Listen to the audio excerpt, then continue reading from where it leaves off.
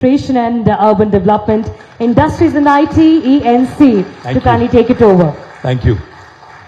शुक्रिया असद भाई। असद भाई के बोलने के बाद कोई और बोले इसका क्या हाल होता, आपको एक बात बता देता हूं। वो अपने हमारे क्या नाम है उनका, सूर्य कुमार यादव बैटिंग करने के बाद अगर कोई और आए ठीक उसके बाद बहुत तकलीफ पहुंचती। असद भाई इतना अच्छा बैटिंग कर दिए, मैं ज्यादा बोलने के लिए मेरे पास है नहीं, बट एक बात जरूर कहूंगा। असद भाई कल आए थे एक बड़े शख्स यहाँ पे तेलंगाना में, और मैं भी सियासी आदमी हूं, सियासत तो थोड़ा बोलूंगा। आए थे एक बहुत बड़े शख्स, बहुत बड़े हस्ती, बोल दिए कि बीआरएस की स्टीयरिंग असद भाई के हाथ में है। मैं आप सबसे कहना चाहता हूं, उनसे भी कहना चाहता हूं, बीआरएस की स्टीयरिंग जो है केसीआर साहब के हाथों में महफूज है, वहां पे कोई तकलीफ नहीं है। एमआईएम की स्टीयरिंग पूरी तरह से, हैदराबाद पार्लियामेंट की स्टीयरिंग असद भाई के हाथ में महफूज है। पर मसला इस बात का है कि जो बीजेपी का जो स्टीयरिंग है वो अदानी के हाथ में चले गया, प्रधानी के हाथ में है नहीं। अभी अदानी साहब चला रहे हैं बीजेपी को और एनडीए को, प्रधानी साहब बिल्कुल छोड़ दिए उसको। एक्चुअली आज हो ये रहा है हिंदुस्तान में और खास हमारे तेलंगाना में कि जिन्होंने अच्छा काम किया, जिन्होंने डिलीवर किया, जब भी यहां पे प्राइम मिनिस्टर आते हैं, कोई और लोग आते हैं, दुख इस बात की होती है कि यहां की जो तरक्की है, यहां की जो प्रोग्रेस है, आज पर कैपिटा में तेलंगाना टॉप स्टेट है हिंदुस्तान में। 28 स्टेट में से we are the top most state in India on per capita income, 3,17,000 rupees. मैं प्राइम मिनिस्टर से पूछना चाहता हूं, आप एक ऐसी राज बता दीजिए बीजेपी का या कांग्रेस का जिन्होंने इतना तरक्की इतना जल्दी हासिल किया। ज्यादा नहीं बोलूंगा, बट ये बात पक्का कहूंगा कि असद भाई ने जो दिल से बात कही कि इससे पहले कभी का एक बार ताने सुनने को मिलते थे कि यहां पे क्यों नहीं काम होता, क्यों नहीं आईटी टावर बनते। मैं आज आपसे वादा करता हूं असद भाई, इसको 36 महीनों में, 36 मंथ्स में कंप्लीट करेंगे, आपको हैंडओवर कर देंगे। साथ ही साथ मोहम्मद अली ने कहा कि बलाला साहब के सदारत में एक डेलीगेशन चले जाए। मैं तो कहता हूं हम और असद भाई भी चलेंगे, यूएस चलेंगे, मिडिल ईस्ट चलेंगे, जहां आप चलने को कहोगे वहां चलेंगे। और मैं बात जरूर करूंगा कुछ बड़े कंपनीज का भी, माइक्रोसॉफ्ट हो, डेलॉइट हो, अमेजॉन हो, अडोबी हो, इनसे मैं भी जरूर बात करूंगा पर्सनली। और मैं वादा करता हूं I will get you some brilliant anchor for our Malakpet hitech nucleus park in the next 1 year. मैं विश्वास रखता हूं, इस बात का यकीन है मुझे कि चुन के तो वापस हम ही आएंगे। मुझे कोई इसमें कोई सेकंड ओपिनियन है ही नहीं, क्योंकि हमने काम किया, हमने पिछले 9 साल में काम किया, अमन को बरकरार रखा। और जो हैदराबाद में एक माहौल इससे पहले जो था एक तनाव वाला, वो आज नहीं है। आप एक बार सोचिएगा, कभी एक टाइम होता था हैदराबाद में गणेश चतुर्थी आया, रामनवमी आया, या कोई मिलाद या कोई और इवेंट आया, तो कहीं ना कहीं एक कर्फ्यू लगाने वाली एक माहौल, एक अनरेस्ट पैदा होता था। मैं यही हैदराबाद में ग्रामर स्कूल से मैंने पढ़ा, तो मुझे बहुत अच्छी तरह से याद है 20-25 साल पहले हर साल 7 दिन से लेकर 10 दिन तक छुट्टियां मिलती थी। आजकल बच्चे नाराज हैं हमसे, स्कूल जाने वाले बच्चे, कि उनको आजकल छुट्टियां नहीं मिलती ज्यादा। पर खुश इस बात से हम हैं कि आज Hyderabad has become a shining example for the rest of the country. आज बाकी हिंदुस्तान आप देखिए, मॉब लिंचिंग कहीं सुनने को मिलते हैं, कहीं और जगह कहीं और सुनने को मिलता है। तेलंगाना में कहीं भी पिछले 9 साल में एक भी ऐसा इंसिडेंट का अगर कहीं हुआ, मैं पूछना चाहता हूं प्राइम मिनिस्टर से, मैं पूछना चाहता हूं राहुल गांधी जी से, आज तेलंगाना में ऐसी कोई माहौल है जहां एक दूसरे को आज मजहब के नाम पे लिंचिंग या मजहब के नाम पे आज डिस्क्रिमिनेशन दिखाया जाता है? ऐसी कोई माहौल है यहां पे?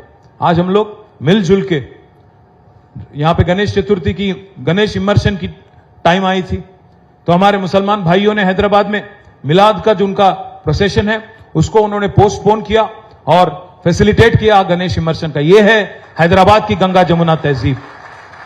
यह मिसाल जो आज तेलंगाना पूरी हिंदुस्तान को दिखा रही है, इसको और आगे ले जाना है, इसको और तेज, जैसा असद भाई ने कहा, तरक्की को भी आगे ले जाना है। मैं बलाला साहब का भी शुक्रिया अदा करता हूं। बलाला साहब तो एकदम हाथ धो के पीछे पड़ गए हमारे कि आपको करना ही करना है और जल्द ही करना है। मुबारकबाद बलाला साहब। मैं उम्मीद करता हूं कि आप, मोहम्मद अली और बाकी हमारे साथी, हमारे TSIC के MD साहब जल्द से जल्द इसका प्रोग्राम का शुरुआत करेंगे और 36 महीनों में, जैसा मैंने कहा, अकॉर्डिंग टू कॉन्ट्रैक्ट ये मुकम्मल भी होगा। इसका पूरा प्रोजेक्ट का अगर एक बार आपको मैं डिटेल दे दूं, 11 एकड़ में, करीब करीब 11 एकड़ में प्रोजेक्ट बन रहा है।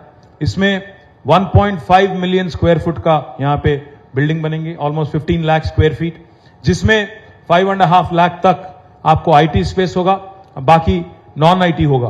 तो इसमें अल्टीमेटली हम उम्मीद करते हैं 20 से लेकर 25,000 बच्चों को यहां पे रोजगार मिलेगा आईटी में। और मैं एक और वादा भी कर रहा हूं, आपने पूछा नहीं फिर भी कर रहा हूं, यहां पे आगे अगर आप देखेंगे एलएनटी का जगह है, उससे आगे आपका मेट्रो का स्टेशन भी ज्यादा दूर नहीं है। जैसा हमने हाईटेक सिटी में बनाया, मेट्रो से लेकर आईटी पार्क तक एक स्काई वॉक भी वहां पे बनाया, यहां पे भी जरूर बनाएंगे। और बच्चों को आने जाने में भी आपको बाय रोड आने की जरूरत नहीं है, आप मेट्रो में आ सकते हैं। और मैं असद भाई से भी वादा करता हूं और ओल्ड सिटी के हमारे भाइयों से भी वादा करता हूं, आज जो आप देख रहे हैं ये ट्रेलर है, पिक्चर अभी बाकी है और काम बाकी है। मूसी का भी काम करना है, मूसी ब्यूटिफिकेशन करना है, साथ ही साथ एक एक्सप्रेसवे बनाना है। वेस्टर्न पार्ट ऑफ ओआरआर से लेकर ईस्टर्न पार्ट ऑफ ओआरआर तक 55 किलोमीटर का एक शानदार एक्सप्रेसवे बनाएंगे, अगली टर्म में आप देखेंगे। साथ ही साथ 415 किलोमीटर की मेट्रो बनाने की बात हो रही है हमारी ओल्ड सिटी मेट्रो के साथ साथ। बाकी आज हम ले जाना चाहते हैं मेट्रो करीब करीब पेद्दंबरपेट तक, मलकपेट से आगे होते हुए पूरी तरह से दिलसुख नगर से होते हुए हयात नगर से होते हुए सीधा जाएंगे पेद्दंबरपेट, और हर तरफ हैदराबाद में मेट्रो कनेक्टिविटी इंप्रूव करने की कोशिश अगले टर्म में जरूर करेंगे। पिछले 2 टर्म में हमने काम किया था, बिजली की सहूलत बेहतर करने के लिए हमने काम किया। जो 7,000 मेगावाट की बिजली थी कैपेसिटी इंस्टॉल्ड, उसको हमने करीब करीब 24,000 मेगावाट तक पूरी तरह से हमने इन्वेस्ट करके 24,000 मेगावाट का एक्सपेंशन हमने किया। साथ ही साथ पानी का सहूलत, पीने की पानी हो या इरिगेशन, खेती के लिए जो चाहिए पानी, उसमें हमने ज्यादा फोकस किया। इसीलिए आज Telangana has become the granary of India. आज राइस प्रोडक्शन में, पैडी प्रोडक्शन में हम लोग पंजाब और हरियाणा को पीछे छोड़ दिए, नंबर 1 स्पॉट पे चले गए। हम गए थे उनके पास, पीयूष गोयल जी के पास, कि भाई आप राइस खरीदो, तो उनको समझ नहीं आया। उनको हमने कहा कि 2014 में यहां से करीब करीब 70 लाख मेट्रिक टन का पैडी निकलता था, आज 3.5 करोड़ टन का मेट्रिक टन का पैडी निकल रहा है। उनको समझ नहीं आया। उन्होंने पूछा हमसे कि भाई क्या चमत्कार कर दिया आपने। मैंने उनसे कहा ऐसा करिए पीयूष जी, आप आइएगा, हेलीकॉप्टर हम लगाएंगे, सरकारी खर्चों से आप आइएगा, हम ले जाएंगे आपको पूरे तेलंगाना में। आज दुनिया का प्राइम मिनिस्टर बोलते हैं वोकल फॉर लोकल, बट जब यहां पे आते हैं तेलंगाना, उनको दिखता नहीं है कि महबूब नगर में जो आज हमने बनाया पालामुरु रंगारेड्डी लिफ्ट इरिगेशन प्रोजेक्ट, जिसमें दुनिया के सबसे मोस्ट पावरफुल पंप हाउस लगे हैं, 145 मेगावाट वाले पंप हाउस लगे हैं, पंप लगे हैं, वो दिखता नहीं उनको। दुनिया का सबसे बड़ा लिफ्ट इरिगेशन प्रोजेक्ट आज हिंदुस्तान में है और तेलंगाना में है, जिसका नाम है कालेश्वरम लिफ्ट इरिगेशन प्रोजेक्ट, जिसमें मोदी साहब ने कुछ नहीं दिया, एक अंडा दिया हमें, जीरो, बिग जीरो। और हमने, हमारी गवर्नमेंट ने केसीआर साहब के लीडरशिप में आज हमने प्रोजेक्ट बना दिया। ये पूरा फोकस हमने जो पिछले 2 टर्म में इरिगेशन पे, एग्रीकल्चर पे, रूरल डेवलपमेंट पे और पावर सेक्टर पे ज्यादा जो पैसा हमने खर्च किया, उसका आज रिजल्ट दिख रहा है। Telangana has become a prosperous state in the country, we are the state with the highest per capita. IT की भी आज बहुत अच्छी ग्रोथ है। अभी असद भाई कह रहे थे, मैं आपको, आप सभी को एक बात बताना चाहता हूं, ये शायद आपको बात सुन के थोड़ा ताजुब भी होगा। पिछले 2 साल, last 2 years, we have crossed Bangalore in technology jobs creation in India. We are now the leader. Last year, 33% of the total technology jobs in India came from Hyderabad. This is not my report, this is NASSCOM report. और दूसरी बात, इस साल और भी खुशी की बात है, पिछले साल 33% था हैदराबाद का शेयर, इस साल 44% है पूरे हिंदुस्तान में जो टेक्नोलॉजी जॉब्स है, 44% jobs are coming from Hyderabad. पर हमने ये सोचा कि एक आईटी ग्रोथ एक ही जगह नहीं होना चाहिए, ग्रोथ होना चाहिए डिस्पर्शन में, इसलिए हमने चालू किया उप्पल में, एक कोम्पल्ली में, और यहां पे आज मलकपेट में भी एक आईटी टावर आ रही है, जो 700 करोड़ के साथ बनेगा। ये 700 करोड़ इसमें पैसा लगने वाला है। जैसा मैंने कहा 1.5 मिलियन स्क्वायर फुट, मतलब 15 लाख स्क्वायर फुट का बिल्डिंग बनेगा और शानदार बिल्डिंग बनेगा।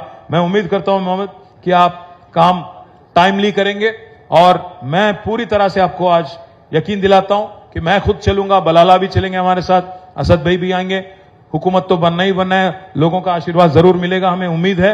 और चल के बाकी दुनिया में जितने बड़े बड़े कंपनीज हैं उनको भी अट्रैक्ट करेंगे हैदराबाद, उनको भी कहेंगे कि आज मलकपेट से जो बच्चे निकल के जाते हैं, जैसा असद भाई ने कहा, जो बच्चे यहां बैठ के गाड़ी में हाईटेक सिटी जाके काम कर रहे हैं, उनको वहां जाके काम करने की नौबत ना पड़े, यहीं पे उनका एम्प्लॉयमेंट भी होगा और घर से बहुत पास में उनका आना जाना होगा।